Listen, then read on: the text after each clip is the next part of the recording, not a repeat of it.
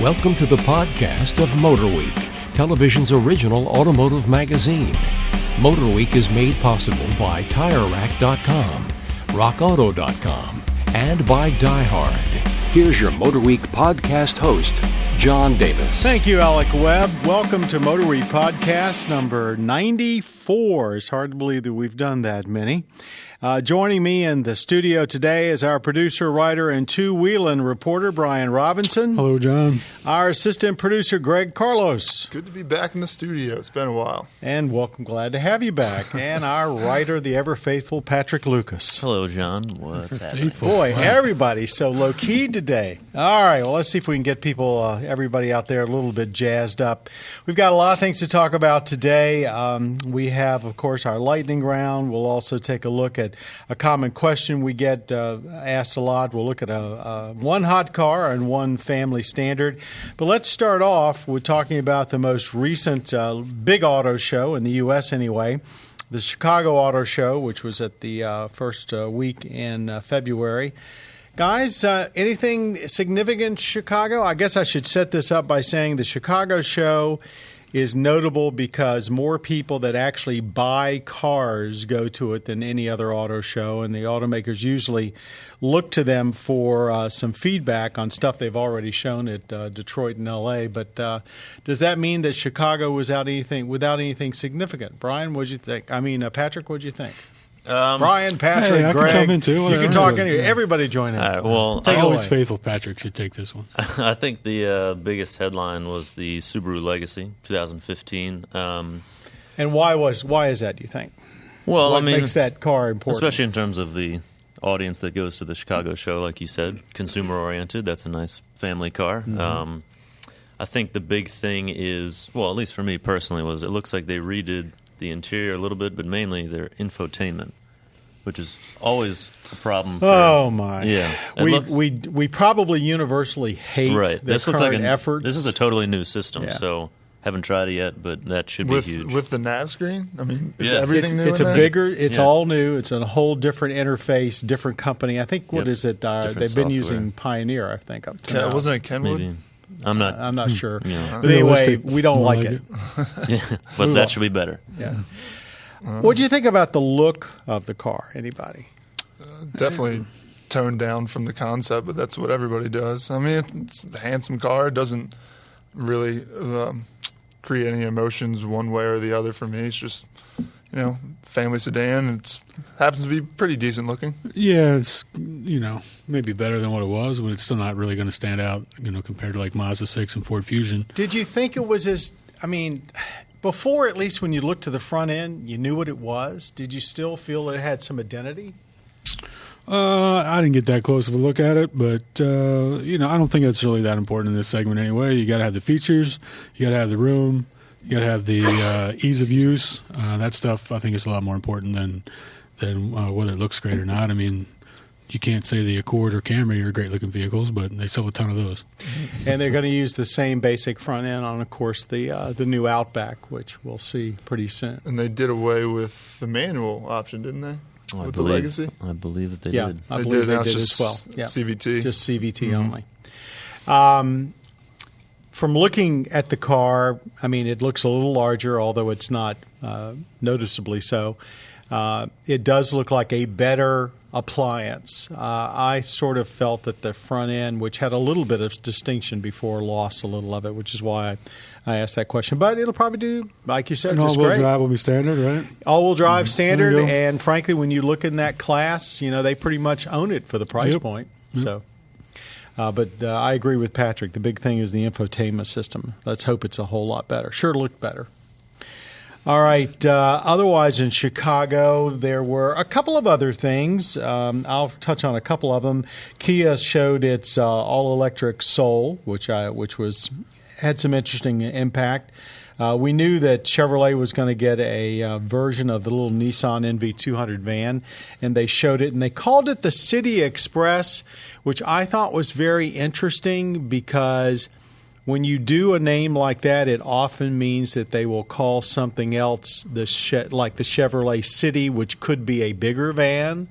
And a lot of us are wondering whether if this relationship with Nissan, will it extend to Nissan's bigger van. So wasn't the Express one already the Chevy van?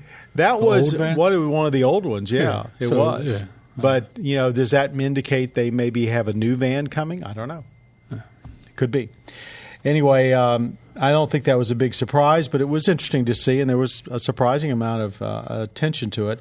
Chevrolet also showed a Silverado HD with a CNG capability, and that was kind of balanced on the other side of the aisle by Nissan. They had a Frontier pickup concept with a diesel. Anything else that struck your fancy? The Kia Soul, is that a production? This whole EV? That's going to be That's a production EV. Yeah. I hadn't heard for sure. Similar in range to pretty much everything else that's out 80 there. to 100, I 80 think. to 100 It miles. just seems to be that number. Yeah, it doesn't seem like a whole lot of progress is being made, but a lot more companies are getting into EV. There's not a whole lot of progress in terms of the range, so they're all kind of competing with each other. It does seem to be that they are looking at certain basic requirements for credits, both from the federal government and I think also from California and other states that are in the California environmental rules, and they're building to those and sort of giving you what you need to get the carpool lane or whatever it is. Yeah, we don't seem to be growing in range too much, but they do seem to be shortening the charge time. I think that Smart EV we had in here recently would go to full charge on 220 in only like 3 hours or something like that. Yeah, I think that's probably the new target. Yeah. That way every time you build up additional batteries, you put a lot more cost in the vehicle. Yeah, general Chicago question. You might have answered it earlier when you talked about the consumer influence, but to me, it's seeming less and less relevant. I mean, I wasn't at the show. I sit in the office and try to follow it online, and a whole day of press day, I'm waiting. What's coming, and there was like no news coming out of it. I think we did have some news coming out of it. Not that was exciting. A super legacy. I mean, that's your most exciting thing. You don't think the MotorWeek Drivers' Choice Awards were exciting, Brian? Careful. No, Well, you're right. because I already knew that before. On your first part of your question, that was terrible of me to do that to you. You're right. I think that over the last few years, we've seen, as far as really new product, we've seen more of it go, obviously, to Detroit, and a lot more go to L.A. and New York. And I don't know what the answer is. Some of the car makers sort of tell you, hush-hush, that with Geneva coming up and Detroit just ending, they don't have enough time or willpower to bring a lot more new to Chicago. We do know next year is going to be the new Mazda Miata is going to be at Chicago. So I don't know. Because the original one was at Chicago as well. That's correct. Yeah. I don't know how they turn that around. It does seem to be that as the years go by, there's less significant news. In one aspect, a lot of people go to Chicago to see the stuff they didn't see at Detroit because they've got such a huge audience for the Chicago show. But for the press, you don't always have as but much. now there's not even a lot of news at even the bigger shows because they leak everything ahead of time. True story. Well, that's been one of my complaints, and I think everybody around this table for years. We know almost everything before we go, and I'd like to see the automakers spread out the product to more shows, and B, not tell us everything before we go and there. occasionally they'll throw a curveball. They'll say they're going to show one car and show another, and then you can follow online of people that have already written their articles before the show and have the wrong car they're talking about. So that's always fun. But I don't think there was any real unexpected news in Detroit this year. Usually there's a few, but I don't. In Detroit recall. or Chicago? Detroit. Yeah. I don't think there was much. I mean, we hadn't seen finished pictures of the ZR1. Yeah, no one was 100% that Ford was going all aluminum with that F-150. No, the rumors were there, but that was about it. Speaking of the Driver's Choice Award, since I sort of brought that up and tongue-in-cheek, but it is very important to us. And that actually the Chicago show is one of the reasons we announce our awards there, because so many people do go to that show that buy cars. And we had some interesting picks this year. You want to go around the table? What were some of your comments on some of the awards? By the way, if you want the entire list of our MotorWeek Driver's Choice, you can find it on our website at motorweek.org. Anyone? I'll say in the overall voting, it was a very interesting vote this year. How so? Just the fact that, there was so much back and forth between all of us on especially the best of the year, because I remember it was me, Patrick, and Ben, and maybe a couple other people wanted the Fiesta ST. Yep. And that was you wouldn't expect it, but that was actually got more than a few votes from several of us. Best subcompact car, we gave the Fiesta ST because of your lobbying. Let's put it that way. And we've never given a performance model the award, singled that out as why we gave it to a subcompact car. I thought that was really significant. All you got to do is drive it for 20 minutes, and you'll know exactly why. Yeah, for a lot of the reasons our eventual winner, the Stingray, did win. Just bang for the buck. I mean, a lot of fun for not a lot of money. Obviously, the Stingray is a little more money, but I think a little more fun as well. I was actually a little surprised that there wasn't that there was some division, because going in I thought, well, maybe it'll be Stingray, maybe it'll be Cadillac CTS, which happened to win our best luxury sedan and was picked by as best car by some other publications. So I have to admit the Fiesta ST kind of caught me off guard, but I think it says a lot about your age group and where you're coming from. It's a car that you could afford, that you really enjoy driving. It's got all the attributes that you're probably, as a young enthusiast, looking for. Another on the list, the WRX, while we were voting, I'd driven it on the press trip, and I thought, yeah, it's a great car. And then we voted, but then we got to spend a lot of time with it down at Roebling, and the more I drove that, the more I fell in love with that. So, I mean, that's high up on my top 3 of this driver's choice. I bet that was one of the most. The WRX is probably one of the most impressive cars for the money we've probably ever put on that track. Huh. I mean, everybody came back really pretty. Yeah, I would have to think a little more on that to say that definitively, but I can see where you're going. Mm-hmm. We had some no-brainers, like the Mazda 3 for best compact. I think that was like unanimous instantly. And then we had some harder ones, like I think pickup truck was probably the hardest one. Oh, boy. It was between the Silverado and 1500. The thing that put it over for me was that V6 Eco Diesel. Oh, yeah. And the Ram. Absolutely. I mean, I got to drive that thing a few months back, and it was everything that anybody said about it is true. It's a great engine, and to put it in perspective, the fact that back in the 80s, Cummins V8 Cummins diesel was putting out 400 pound-feet of torque, and now we've got a V6 and it's putting out 420 pound-feet of torque. It's ridiculous, and the fuel economy is real too. It's almost 30 miles a gallon. I think they've officially come out at 28. Yeah. Everybody's heading for 30, but they've been on sale for like a month, and they sold 8,000 of them or something already. So it's obviously a big hit. Anytime you looked at it, I mean, to put an all-new truck like the Silverado Sierra against anything else, you would have thought that they would have been the instant winner. And I think if GM had been a little more imaginative in the powertrains, something to capture at least the media's imagination, they'd have been a shoe-in. But, here comes – we love diesels. Everybody in the press corps does. We love driving diesel pickups and diesel SUVs. Well, not that their new V8s and V6 aren't impressive fuel economy. Well, they are as far as fuel economy. Yeah. But it just and no one shouldn't take away from all the work they've done. But I guess it just didn't reach as far as we thought they could have reached. And here's Chrysler, and they did. Yeah. Looking at our list, our best, speaking of fuel economy, our best eco-friendly was the Honda Accord Hybrid, which I have to say is one of the most impressive hybrids I've ever driven. Yeah, I'm kind of surprised we haven't gotten more feedback on that, at least that I haven't gotten any that, we didn't pick an electric car or something along those. The Honda Accord Hybrid, the numbers aren't that great, compared to some of the other hybrids, but it's 100% still a practical Accord sedan. You lose a little bit of trunk space for the batteries, but that's it. Other than that, it's a straight up Accord. I'd really take you to task on that. 50 miles per gallon without any loss of really interior room or compromises. I thought it really stood out. And what did we do? Get 48 on the one we had? Mm-hmm. Yeah, I don't remember. Yeah. Well, anyway, it's certainly it shows that Honda is in the hybrid game finally after sort of messing around with also-run vehicles for a long time. Jeep Cherokee for best small utility. That was a little controversial. Yeah, I think we also was a Subaru Forester in there. Oh, yeah. That was up for it. But I was open to changing my mind on the Jeep Cherokee. I could I could see why we would give it our driver's choice, our best driver's choice award.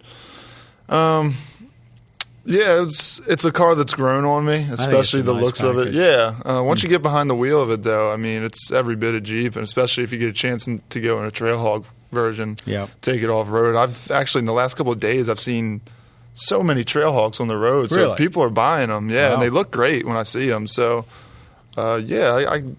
I'm pretty comfortable with that choice.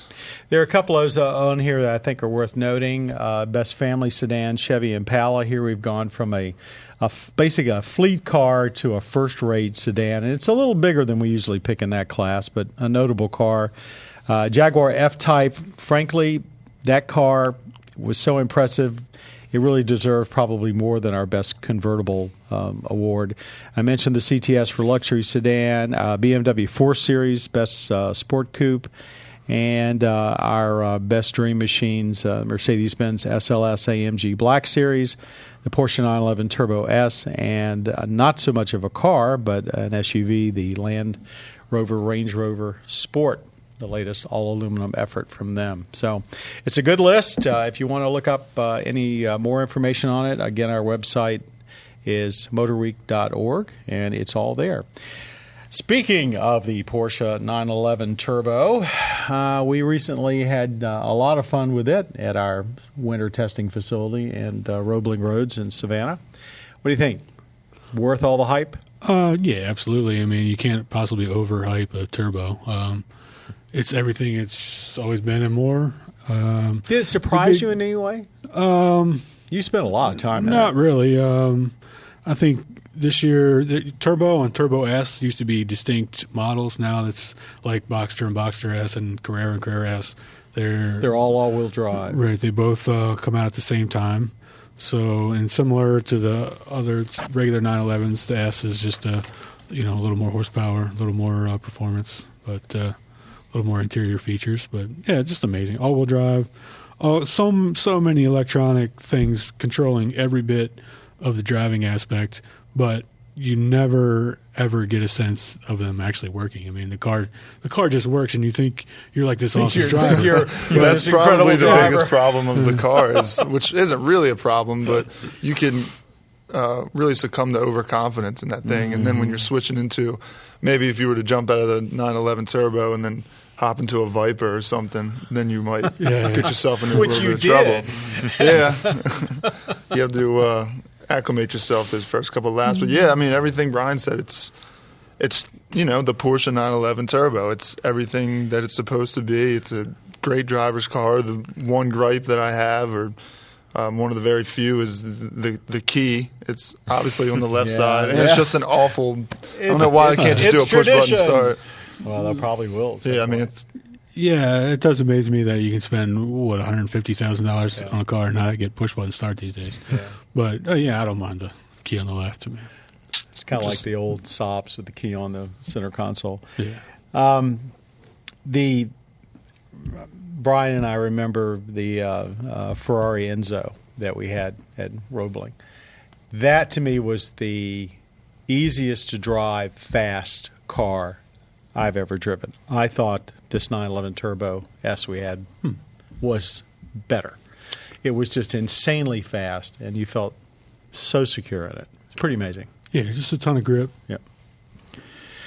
Toyota Highlander. Now, I've seen it up close. I haven't driven it. This is a staple for American families. I can't tell you how many people have already asked me, what do we think of it? So what do we think of the Toyota Highlander? I mean, it's now an 8-passenger for CUV, essentially what we call full-size CUVs. Yeah, I was the first to drive it, and I came away impressed. Definitely a big upgrade over the previous generation. Big updates in the suspension, the new double wishbone in the rear, a lot of more sound deadening. So it's real quiet, real comfortable. So I think I've said this before, but it's getting closer to that luxury SUV feel. And it handles itself much better on the road, especially the twisty roads. Was it the dynamic torque control? So it's torque vectoring, making sure that the back end is coming or rotating around in those corners, which I definitely felt out in California because, as you know, those roads are pretty twisty. But yeah, I mean, great job by Toyota. It's a definite upgrade. I thought it was comfortable. It still feels very big to me. There is room in there, but not as much as what there feels like driving in. It feels like a big vehicle. I don't think it's really I don't think the third row is really suitable for three, but then again, I'm not sure any of them are. I thought overall the interior was really nice. I thought for me, recent Toyotas have kind of been hit and miss interior-wise, but I thought they did a really good job with this one. Didn't you make the comment, though, that you thought some of the extra plushness they put on the interior didn't sort of go all the way through? It was like in a couple of places like the dash, but not around? Yeah, they put a lot more soft touch, but I think it was Greg actually made a comment. Once you really start touching things that you don't normally touch. At first look, you're like, wow, everything that you would normally touch is soft touch, but then you sit in the car for an extended period of time, and then you start feeling more and more hard plastics. They're well hidden, but they are there, and that's just something that you probably won't notice unless you do buy it, which, why are you listening to us then? But in a nutshell, if someone, as everyone that's asked me so far, already owns one, they will not find anything shocking about it. I think they'll love it even more. It's got more room. That's what people want. The big thing, though, for me is the hybrid now. You only get that on the limited trim. Yeah. And that can get up to $49,000. And I believe the first gen hybrid was, I think, $39,000. So you want to start talking about the prices of vehicles versus income. That's a whole nother program. I think it was pretty expensive myself. But if you like the Highlander, the old one, you'll love the new one.